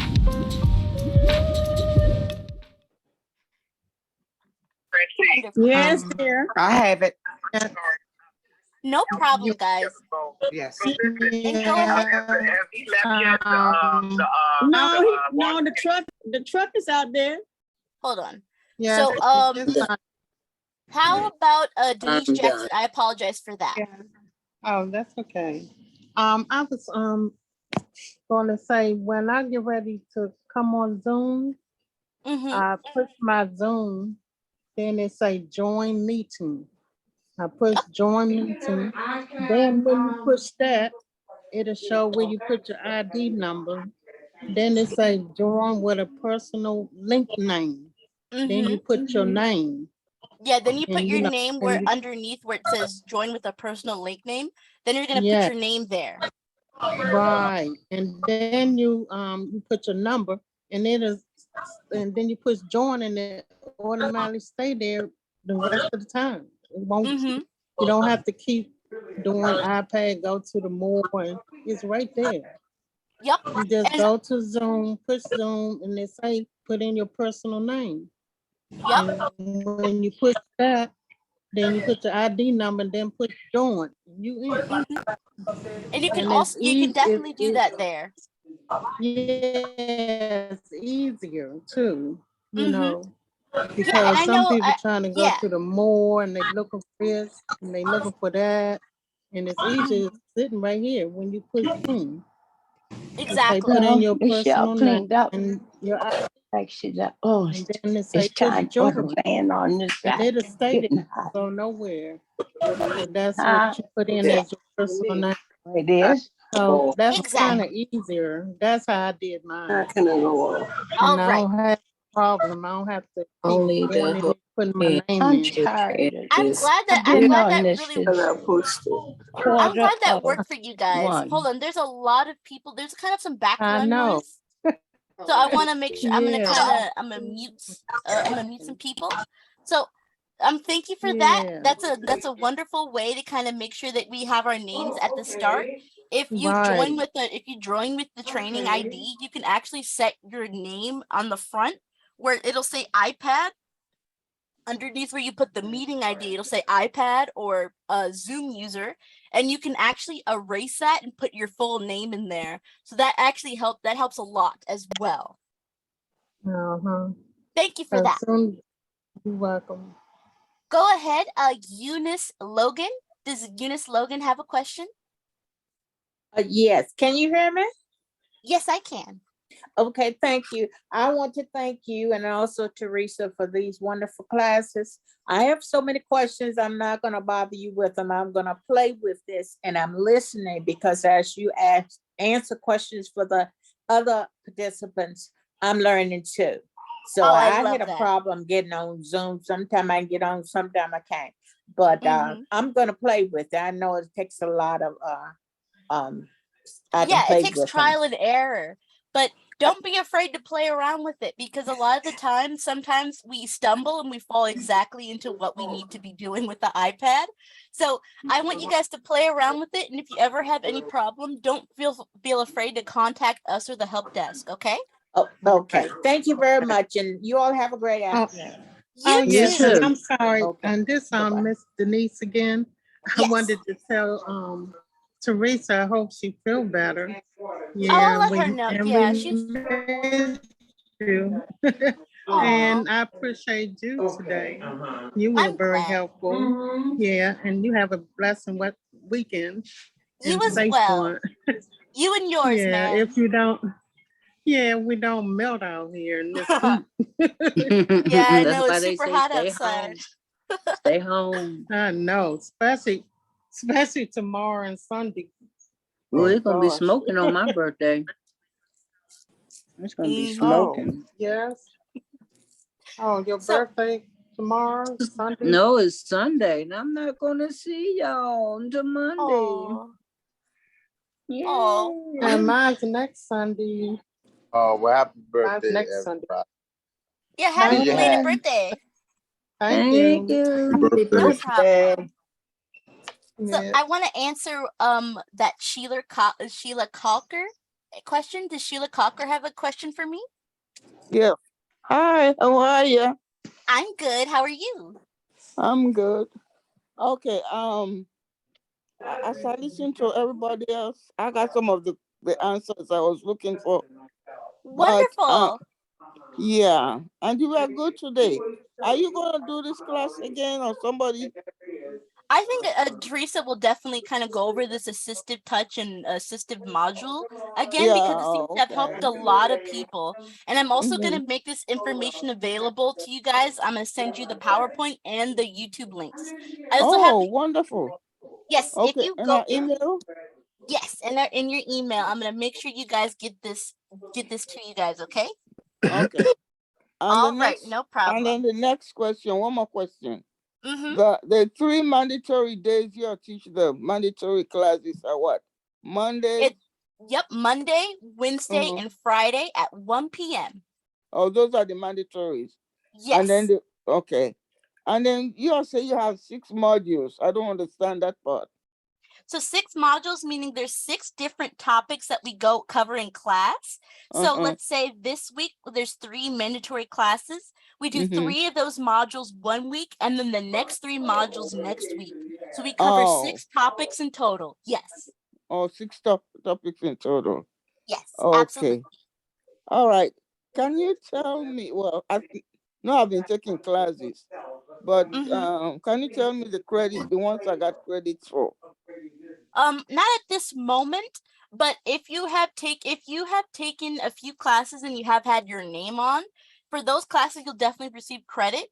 But I would also email Teresa at tjjames@wildtech.org. I'll put that in the chat really quickly. Oh, okay. All right. And email her to see what classes that you have in attendance, because I know some people have trouble with having their names on. So just, make sure that you kind of go over that with her. Okay, no problem. Okay, I will. All right, thanks for your help. No problem. Okay, you have a good one. And Bye-bye. you too. I hope you have a great weekend. So how about a Lois M? How about Lois M? You have quite a legacy. She might be muted. I'm gonna ask her to unmute. Ask to unmute. Hello. Hello. Oh, I can hear you now. All right. I had started signing in. It was just iPad, and then I reset my name, and I think I have it. I know that I've completed at least 3 sessions this week, but each one, I reset my name, and I wonder if I'm being identified properly at this time. Yeah, so you are Lois. It says Lois M. It says Lois M. So M I as want in- you to, yeah, it says Lois M. So what I would do is if you tap on the screen, any gray part of the screen or just the screen right now, if you tap on that, a bar is gonna pop up at the top. And then when you see that bar pop up at the top, look towards If the I top tap on right. What are you asking me to tap on? Just anywhere on the screen, and a bar should pop up at the top, or it should already just kind of be there. And you're going to tap on the 3 dots that say more. All right. I've And when you tapped tap, up more. wonderful. And then do you see rename on that drop down list? Let's see. I have the more, and I'm going to tap on rename. It should be in that list. if you don't see it right away, I can actually, let me open this up on my iPad as well. Should be there.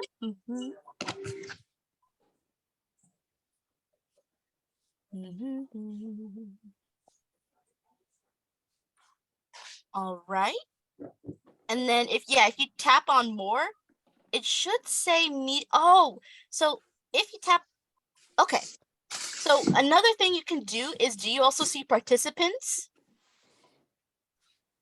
Do you see on that bar where it says participants? Hello? Oh, I'm not sure what happened. She might have disconnected from audio. Okay, I'll take another question for now. How about Stephen P. Curry? Stephen P. Curry? Thank you. No problem. Is it true that if I want to get phone calls on here, just go to Facebook and put my telephone number in there? I mean, I do think that if you have an Apple phone, you're definitely able to connect your phone number to your iPad. But with Facebook, I'm not sure if you can take calls. I know you can take group messaging calls, like you can call with other people through Facebook, but it's not going to be like a phone call. It's going to be like a over the internet call, like how we're doing right now. It's going to be a different kind of call, but you can actually communicate with friends and family through Facebook that way, using your voice. So which one would I use just to put my phone number on there so that I can receive a call? I would say if you wanted to receive a call on your iPad, you would put your phone number on iMessage, and it's going to be that green button. It's going to be that, you know how there's that green icon with that kind of speech bubble, and it has that kind of red question, that red exclamation mark. It's called iMessage. iMessage. Yes, and if you have this is only if you have an Apple phone though. If you have an Android, you're probably going to need to connect it in some other way using an app. It's a little different for Androids compared to Apple phones. That was, excuse me, what did you say that was? So it's going to be iMessage, and it's going to have, iMessage, and it's going to have a green like background with a white kind of circle. Okay, and the other one, what app would I go to if that's not the one to use? So if that's not the one to use for you and like kind of your needs, I would say there's also Google, like there's Google Call, there's also Google Duo, and I would say kind of look around in the App Store and kind of search up connect phone to iPad, and there's different kind of options on the App Store for things like that. So that's what I would say to do, to kind of look around and see what can help you connect to your phone. Thank you very much. No problem. And I'm going to ask, does anyone have any more questions? No more questions, guys? Okay. So I'm going to stop the meeting, and I had so much fun talking to all of you today. I loved the gratitude. I love the energy, and I love all of you. So I hope you all have a great weekend. And what I'm going to do is I'm going to make sure everybody gets that email with the YouTube link and the email with the presentation and the slides. So I hope you all have a great rest of your weekend, and have a very restful weekend as well. It's going to be very hot, so stay hydrated and stay safe. Okay, guys? I hope all of you have a great rest of your weekend. Yes, Maria. Thank you, and you too. You and your family as well. Bye, guys. Have a good weekend. Bye. Bye-bye, Maria. Bye-bye. Goodbye.